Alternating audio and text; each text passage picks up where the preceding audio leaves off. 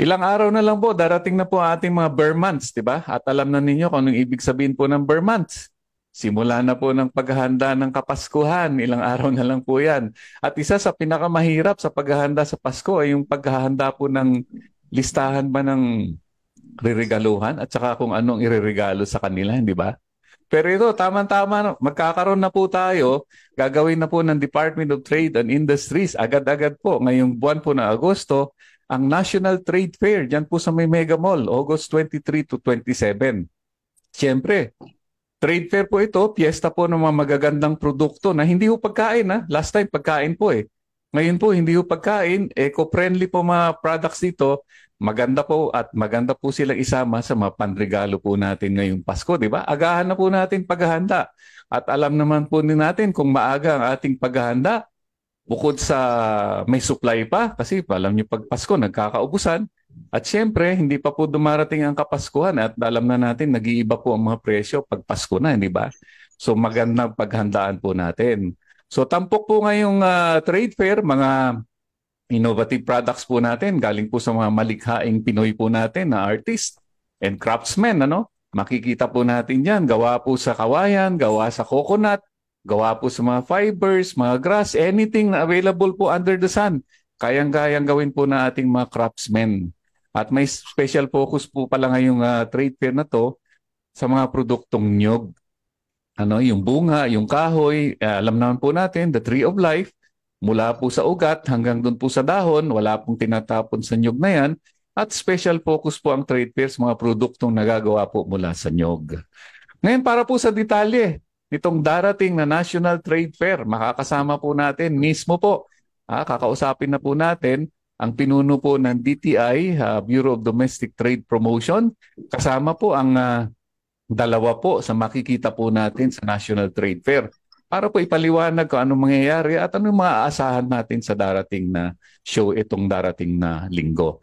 Welcome po natin sa ating show. Unahin po natin ang direktor po ng Department of Trade and Industry, Bureau of Domestic Trade Promotion, ang ating suki, si Director Marivic Bonoan. Magandang hapon po, Director. Ay, magandang hapon po, Arnel. At syempre, magandang hapon po sa lahat ngayon na nakatutok sa iyong programa. Good trip. And of course, thank you din. Nandito yung dalawa kong exhibitors out of 257. Nandito ho si Ma'am Presi from Bacolod at saka si Brian from Makati and Intramuros. Ayan. Nahin po natin si Ma'am Presi. Magandang hapon po sa inyo, Ma'am Presi. At alam ko nasa Bacolod po kayo ngayon. Magandang hapon po. Good afternoon, Sir Arnel. Good afternoon, viewers. Mm-hmm. And yun nga, binanggit ni Director Mabok, si Brian Benitez McClellan from Bambike. Welcome to the show, Brian. Thank you po. Happy to be here na. Good afternoon lahat. Ayan, ayan. Okay, huwag na nating patagalin pa ito at marami pa tayo i-cover na pag-uusapan tungkol sa trade fair. Unang-una ma'am, last time may food fair ang ginawa natin. Ano naman po na inaasahan natin dito?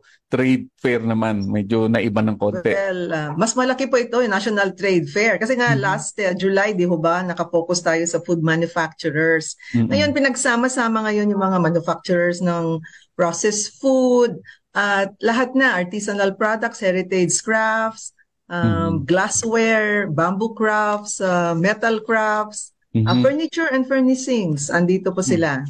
At syempre mga green, eco-friendly, and sustainable products po. Kasi marami na ngayon naghahanap ngayon mga ganyan dahil nga sa mga problema na bumabagapag sa mundong ito like climate change, plastic pollution. So hopefully meron din kami exhibitor na ipapakita niya yung kanyang furniture made of plastic waste. So, abangan natin po yan. So, ang focus po natin ngayong trade fair na to ay going green. Go green. Go local. Siyempre, go local. Kasi nga, siyempre. Go local tayo lagi. We are encouraging our customers to buy local. Tangkilikin ang sariling atin para naman matulungan ang ating ekonomiya. Kasi alam mo naman yung multiplier effect, di ba? Pag bumili ka sa local products na ginagawa isang komunidad, talagang giginhawa ang buhay. Nabanggit po ninyo yung going green. Siyempre, kung ating mga raw materials ay gawa po sa mga natural materials, Mhm. iba, end of life po ng produkto, wala tayong problema doon sa waste material nila kasi mga natural material, di ba? So ano po magiging Opo. highlights po natin nitong darating na National Trade Fair? Well, meron po kami yung Sustainability Pavilion. So, andyan lahat po yung mga produkto na gawa ng bamboo, Mhm. niyog, native grass, Mhm. at well, iba pang mga abaka, I think, Mhm. kasama doon. Marami yung innovative products kagaya ng alam mo na natutuwa nga ako doon sa mga parang mistulang leather products na fashion Mhm. accessories, bags, coin purses, Mhm. laptop sleeves, ganun. Pero akala mo made of leather, pero actually it's made of grass. Oh, Ah, oo, okay. secret lang nga kung anong grass 'yon, no? Hindi Okay. sinasabi, no? Kasi chemist ata yung tatay eh. So, pero Okay. accidentally na discover po nila yung pagkagaya ni Oo. Miss Presi, 'di ba? Chemist din po kayo, ma'am. Mhm. Chemical engineer. Chemical engineer. Oo. Alright. So okay yun na. Mga bagong produkto from Oo. newly discovered materials. Oo. Andun pa rin po ba mga kape natin? Ay, opo, meron pa rin tayo yung coffee shop, yung cafeteria. So, Yes, yes. oo. At saka meron siyempre mga pagkain din doon. Ay, oo. Oo, sinasalis o authentic Bicol dishes, Mm-mm. mga tsokolate, oo, Okay. mga beverages. Oo. Andun naman po. Natutuwa ako dito sa kape natin kasi patuloy Oo. niyong pinupush ang kape natin. Alam niyo, worldwide, world recognized ang ating coffee. Kaya lang kulang pa sa market. But we're one of the best coffee producer in the world. Sayang, no? Kailangan pa nating i-push ng husto yan. Kaya natutuwa tayo dyan. Ayan. Ngayon punta ko natin sila Ma'am Presi. Para lang po dun sa ako, medyo kilala ko na po sila dahil ilang beses na po ako nakabili ng kanilang produkto. Ma-introduce muna natin ng kanilang para sa ating mga nakikinig. Ma'am, ito yung chance natin. Paki-introduce po ano yung inyong enterprise sa ano yung mga produkto po ninyo. Ma'am Presi. Yes, Ryan. Oo. My company, my business is Isas Handicrafts Manufacturing, and Isas is involved in the upcycling or recycling of used medicine and wine bottles into beautiful and functional products like cheese boards, angel chime, serving dishes, booty motifs, vases, and many others. Thank you. Talaga si Ma'am. Okay. Okay. Then si Brian naman, Brian McClellan, Benitez McClellan, In your case naman, you can introduce yung enterprise and what you're up to. So yung business is Bam Bike. So gawa kaming bisikletang kawayan or bamboo bikes. And yung production facility nasa Gawad Kalinga community sa Victoria Tarlac.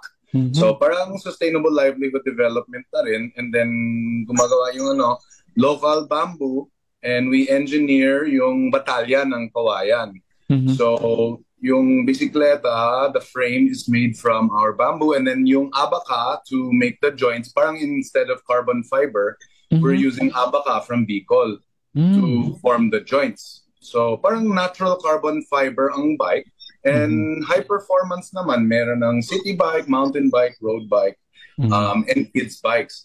So yun, we'll have our Bam Bike products on display there at the National Trade Fair.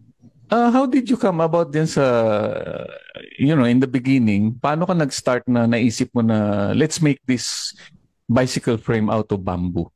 What inspired you to go into that? Hindi ako yung inventor for bamboo bikes. Meron na from before. But inspired ako from a project in Africa. And then sabi ko, baka pwede naman i-replicate yung technology dito sa Pilipinas kasi may maraming rural tao na kailangan extra trabaho, and then meron tayong materyales, yung kawayan. So after volunteering with Gawad Kalinga, ang feeling ko kailangan livelihood, job creation, ganon. So, yun ang inspiration ko. How can we take our natural resources and do value-added processing? So, yung importante naman ang treatment and then yung design. So, yun ang evolve over the years. Since 2009, umpisa kami. Sa inyo naman, Ma'am Presi, paano nyo naisip na itong mga bote na to pwede kong gawin palang mga dekorasyon? Paano kayo nasumpungan? It's a long story, Sir Arnel, because I used to be a professor. Then I transferred to the Department of Science and Technology. Na nagkataon naman na I was at the Technology Application and Promotion Institute. And then actually I got encouraged. We availed of the Technology Business Incubator of the OST that time under Secretary Pulyusco. I resigned from the OST and made ceramics. First in Manila, we did exporting. Later on, I wanted to go home. So in 1998, I went home to Bacolod City, my province. I did ceramics, but after 1 year of working, we lost our buyers. Ceramic businesses closed, and then I still continued to join the DTI trade fairs, maski humihingalo na. And in one of the trade fairs in SM Mega Mall, I met a buyer who showed me a picture of the battle chime. And then I tried doing it, and it was accepted delightfully by the market, by the customers. So I left na the ceramics because it was too costly. I concentrated na on melting the bottles. So from medicine bottles, ginamit ko na yung mga wine bottles. And I did exporting already of the products like cheese board, serving dishes. Kumukuha na ako ng mga bote sa dump sites. Sometimes even as far as Cebu, kay kulang pala yung aking bote. Ganon. Till now, na my best seller is my Angel Chime. Till now, from 2013 up to now, and then the other products, because the customers are amazed with the recycling of the used bottles. So enjoy sila. Ikaw, sir, di ba nag-enjoy ka rin? Yes. Thank you. Okay, before I go back to Derek Mabuk, balikan ko ulit si Brian. Brian, you're using bamboo, no, as a raw material. At one time, I spoke to mga people advocating bamboo planting in the Philippines kasi according to them, medyo we have shortage of mga bamboo actually, especially for construction needs, kailangan daw. So, paano ang raw materials mo, Brian? Where do you get your bamboos? Or do you have developing your own plantation? Maybe someday? So, may plantings na sa Kawayan kami. Pero yung consumption kami is actually medyo maliit. Kasi yung bike frame, magaan lang. Hindi na kailangan for maraming materials. Okay. So, yung suppliers, may local supply from Luzon, Visayas, and Mindanao. Okay. Depending on yung parts of the bikes and what species we need. Pero as a whole industry, for the Kawayan industry here, kailangan talaga to plant. Kasi for us to grow and to develop into, for construction, for a timber replacement, kasi pwede use bamboo for construction. So it's trying to work into the national building codes. And then mayroon ng typhoon-proof housing. So may malaking demand for this. So may malaking chance na rin to plant more in our idle lands and to develop more livelihood in the rural areas with Kawayan. Oo. Maybe anong klaseng species ang ginagamit niyo for your bike frames? Kasi ang daming species ng kawayan sa Pilipinas, di ba, ma'am? More than 70 plus dito sa Pilipinas. Okay. More than 1,500 species sa buong mundo. Pero kami, we use more or less just a few species, pero primarily yung kawayan tinik. Kasi yun ang abundant. Kawayan And ano? Anong klaseng kawayan kawayan? tinik Kaya po. kawayan tinik. Ah, okay. Medyo mahirap mag-harvest pero matibay Oo. naman. Oh, may pagka-wild pa yung mga yan. Yeah, it's may maraming gas-gas. Ah, ah. Pero if maintained yung clumps ng bamboo, then may Mhm. sustainable supply naman eh. Basta you're not doing clear cutting, selective harvest, may Mm. proseso naman for it to be ongoing and sustainable naman. Oo. Ma'am, balikan ko kayo, Director Mabok. Last time kasi, Opo. ilan no? 200 plus po ang kasali ngayon? 250? 257 to be 257, no? exact. Ang dami eh.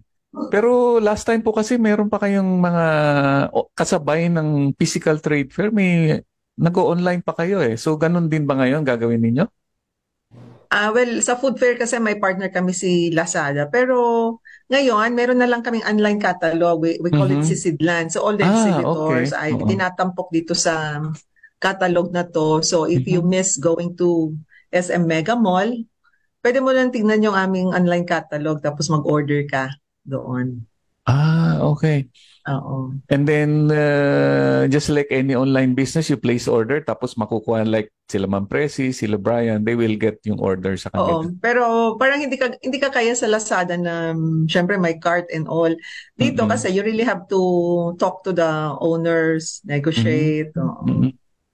So at Kasi least, parang nakita mo lang siya sa directory or catalog. So digital catalog. Oo. Well, at least, Meron some have their own websites na which are transactional.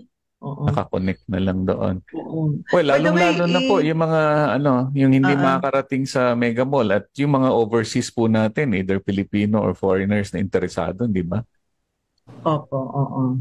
Meron din pala kami, i-plug ko lang po, Kuya Yes, Arnel, ma'am. yung aming ASEAN Online Sale Day. So, ASEAN. Okay. tingnan nyo na lang sa DTI website kasi hindi ko kabisado yung yung link online ASEANday.com ata. You can buy from 10 ASEAN countries online. Including of course the Philippines. Meron naman tayong 107 MSMEs participating in this ASEAN Online Sale Day. August 8 to 22 po yun. Alright. Okay. Alright, balikan ko ulit sila Ma'am Presi tsaka si Brian. Brian, unahin ko naman si Brian ngayon. Kanina puro ladies eh. Brian, may I know naman, how did you come across DTI? What's your connection with DTI? Well, so for many years, before sa Manila Fame, and then we've been able to display and do collaboration for bamboo product innovation. So over the years, we've had a good relationship, mostly with Design Center. And then, they've been a big help kasi yung Design Center, we worked together before for yung Kata Awards, and they've been of assistance for designing some packaging for our Bambino products, and we've had a great relationship working with the DTI in that way. Nakita ko, aside from bicycle, you're making merchandise din, Bambike. Meron po. May furniture. We're also working with other artisans to produce toys and crafts.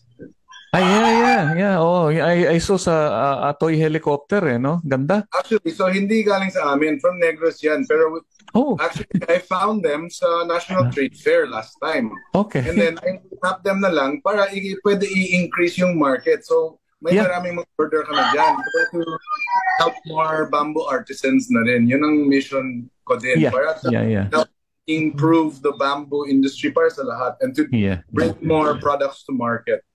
You're right. Kasi aside from synergy, may cross-selling na mangyayari between the other groups din, di ba? So it expands the reach.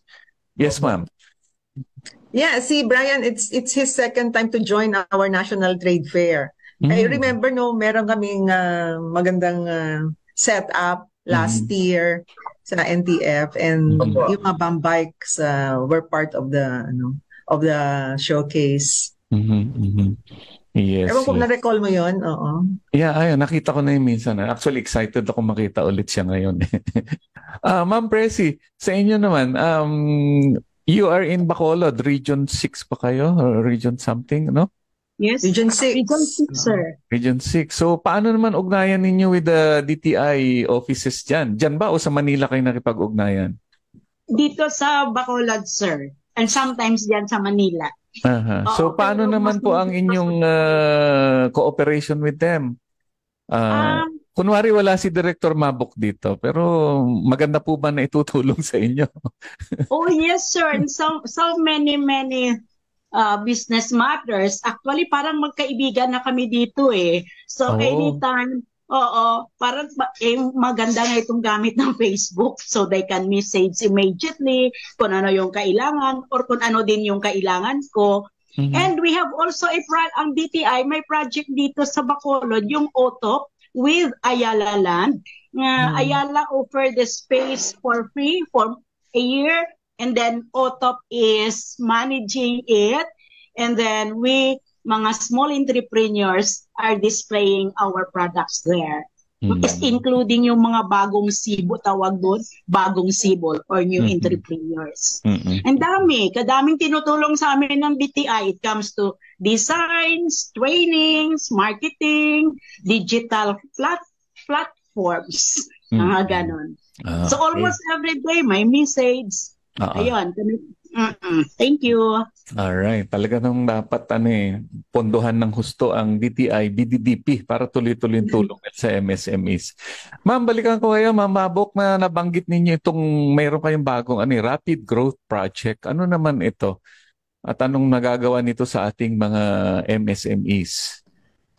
Medyo matagal na po ito na project, no? Na pinapalakas yung ating agro enterprise development sa mga rural areas sa pamamagitan ng mahusay na paghahatid ng mga serbisyo, pagpapalawak ng mga oportunidad sa ekonomiya at paglikha ng mas maraming negosyo. So, it's a loan and a grant at the same time. May loan portion at may grant portion from the International Fund for Agricultural Development. Okay. So, pero marami itong mga food products, yung nuts and fruits and nuts. So, if you remember dun sa food fair, there was a contest ng trail mix. At ang nanalo ata ay tiga Cagayan de Oro. So, maraming regions na covered ng Rapid Growth Project. Regions 8, 9, 10, 11, 12, Caraga, at saka pati yung BARM. So, kahit hindi under DTI po talaga yung BARM ay kasama din ho sa project na to. Actually, nakakatuwa po na you're covering hindi lang yung mga major cities po natin, pati na yung mga remote regions natin na andun yung mga ating mga struggling MSMEs that really needs yung opportunity na binibigay ninyo. Nang balikan ko ulit sila, Ma'am Presi, bukod pa po sa National Trade Fair, saan po nila makikita ang inyong produkto? Halimbawa, ini-invite po natin sila, pumunta po kayo sa Trade Fair para makakuha ko kahit noon. But if they're not able to make it, halimbawa hindi makarating sa Mega Mall, saan po ba pwedeng makita iba yung produkto? Actually, Sir Arnel, meron kaming permanenting store dito sa Bacolod with also the help of the provincial office, the Association of Negros Producers. So, permanenting building yan sa katabi lang ng Capitol where we display our products. So, tapos, kami, nasa loop yata ng tourism loop kami. So, whenever ang province may visitor, pinupunta nila doon sa aming store, showroom. Tapos meron din kami, yung sinasabi ko, yung OTOP sa Ayala Mall naman. Libre yun. How about you, Brian? Kasi there's a sudden increase ng demand ng bicycle sa Pilipinas, especially nitong pandemic, right? And then the government right now, meron silang nilaunch na active transport program development. And I think their target is 2,400 bike lanes in 3 years, no? So, where can they get their, let's say, like ako, I do bicycle and I'm interested to do this also environment-friendly bikes. Saan natin, aside from the trade fair next week, saan natin pwedeng makita ang produkto ninyo? Mayroon po kaming physical store na sa Intramuros. So, we have our Bambike Eco Tours also, where we do bike rentals and guided bike tours. Meron din ang display bikes and demo bikes nandun. So, yun ang physical store, and then of course online. So, bambike.com, and on Facebook and Instagram, lahat na, nandyan na kami. Alright. Sige, so mga nakikinig po natin, if you're not able to make it sa susunod na linggo, pero I suggest punta po kayo sa National Trade Fair, and dami po niyong makikita. Aside from our 2 guests dito, dami po tayong makikita doon. Ma'am, Kuya ano pa po Arnel. yung asahan natin? Yes, ma'am. Yeah, Kuya Arnel, syempre may furniture and furnishings, wood crafts. Teka, basahin ko na lang, metal crafts Yes, and ma'am. leather crafts, home decor and houseware, may mga damit na may kasamang indigenous fabrics, kagaya ng suot ngayon ni Brian. Kasi medyo modern take na yan on our indigenous fabrics. So mga fashion accessories made of eco-friendly materials, kagaya ng nasabi ko kanina, yung talagang innovation po yon. Yun nga, yung Mga grass. bags. Oo, pero pag tinignan mo, parang mukhang leather. So, ang joke na namin, pag naamoy-amoy yan ng mga goat, di ba? Baka biglang kainin yung bag mo. Tapos yung mga, maraming panregalo. Yun, food as gifts, mga tsokolate, beverages, cocoa drinks, mga ganun. Instant cocoa drinks. Then, of course, holiday decor na made of sustainable materials, personal care products made of coconut, health and wellness products. Pati cosmetics, pero lip balm lang po yun. Na organic. Yung pala, yung mga, pag hindi nyo makita, most of the products are also available in our Go Local stores. Okay, oo. I don't know if you're familiar with it, kung may nakita ka na. Pero Ma'am, we have one in Intramuros. Paki-explain natin sa listeners natin, ano yung Go Local? Yung Go Local kasi po, it's a market access project in partnership with the retailers, duty-free shops, convenience stores, department stores, ngayon tourist sites, hotels. Kasi recently si Okada wanted to partner with us, yung Citizen Hotel dyan sa Poblacion, gusto rin makipartner. So they want to set up a Go Local outlet in their hotels. Sa Okada kasi nasa spa kami, And of course sa airport, some of them kasi could not survive the pandemic. So out of 130 stores or outlets, meron na lang kaming 102 na lang. So all over the country. But anyway, so yun, yeah. Although very strict kami, like for the supermarket, syempre if your product is food, processed food, dapat talaga may LTO and CPR from the FDA. Understandable naman po yan. Apo. Okay. All right. Kaya ng binanggit mo kanina, di ba? 1 week from now, bare months na po at kakanta na po si Jose Marichan pagdating ng September 1. Pagka nabanggit nga niyo binanggit niyo souvenir items, holiday decor, gift items, personal care. Parang Christmas shopping na ang tingin ko early dito Christmas diba? shopping. Kasi syempre mura ito, diretso ka sa manufacturer. May mga special mga promotions pang available sa mga bibili sa darating na trade fair. Last time kasi si Precious binigyan tayo ng promotion. Usually on the last day po, may mga buy one, take one. 30% discount, ganyan. Usually on the last day. Sige. Baka meron si Brian I'll drop by on the last day. We'll have special discount na. Okay. Bago ko kayo pakawalan, tanong din lang po, balikan Brian, when did you start itong project mo, and as of now, how many people are involved? Mga ilang tao na ang direct and indirectly natutulungan natin? So, we built yung first Bambike in 2009. And then, since 2014, nasa Intramuros na kami.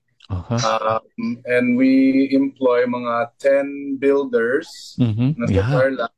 And then dito sa Manila, mga 10 packs din. And then we're expanding dun na sa Batangas by this year, mga lima pang packs doon. And then may indirect employees through our supply chain. Ganun. Yes. Raw materials and finished products, no? Distribution. Kayo, Ma'am Presi, sa inyo naman, kailan nyo inumpisa niya? Alam ko mahaba po yung kwento ninyo, pero sa madaling kwento, kailan po kayo nag-umpisa at sa kailan na po ating mga natutulungan? Actually, ang sa akin naman, kasi sabi ko malun yung nag-ceramics ako noon. Tapos, pero in 2013, when I had this bottle chime already, I stopped the ceramic business and then focused on the melting of the bottles. So, nag-export na, marami na rin sana ako mga workers, nagka-pandemic, so I lost them because we lost the market also, nag-stay at home. Sa ngayon, slowly getting up again. So, sa aking business kasi very easy, yung you just wash the bottle, you use it, you luto. So, even if tatlo lang kami, marami na ring mapoproduce. But indirectly, marami ding natutulungan because yung mga suppliers, mga nanay, mga school children, naghahatid ng mga medicine bottles, yung mga from the dump sites, nag-iipon ng mga buti. So, tapos meron lang dadala dito sa akin like 1,000 pieces of the bottles. But behind it, marami siyang nabibilhan. Yeah. Okay. And that's good to hear. All right. Galing. Ma'am Director Mabok, before we end, last word po natin sa ating mga listeners, viewers, and invitation para po sa darating na trade fair next week. Kita-kita po tayo sa National Trade Fair na magaganap sa August 23 to 27 sa SM Mega Mall. Nandun ho kami sa Building B sa 5th floor. So early Christmas shopping na po tayo. Tangkilikin natin ang mga sariling atin. Let's buy local, go local. All right, Brian, would you like to address yung mga bicycle enthusiasts natin? We're calling on them. Sure, please come visit us at the National Trade Fair or in Intramuros din, but come to the National Trade Fair. Excited to have you see our special products and prices, and excited to also see all of the other producers din to support and go green and go local. Yes, mga bikers po natin, mahilig po tayo sa mga imported. Meron po tayong pantapat yan, locally made, local materials, but equally strong and equally beautiful pa nga makita, no? So, let's give it a try. Tignan natin to. Medyo support local. Wag mo nang alalay lang tayo sa mga imported. Ma'am Presi, any words po natin sa ating mga nakikinig, lalo na mga taga Region 6? Sa experience namin going up and down, ma-share ko for example to those who are interested to go into business, just stay focused, be truthful, and love what you do. And my favorite line is, if you do what you love, you will never work a day in your life. Oh, very good. Very good. Oo, all of us, we're not working. We're just enjoying what we're doing, di ba? Yes. Anyway, maraming salamat po sa inyong pag-join sa ating programa. Again, lahat po na nakikinig, inaanyayahan po kayo. Magkita-kita po tayo doon po sa SM Mega Mall, August 23 to 27.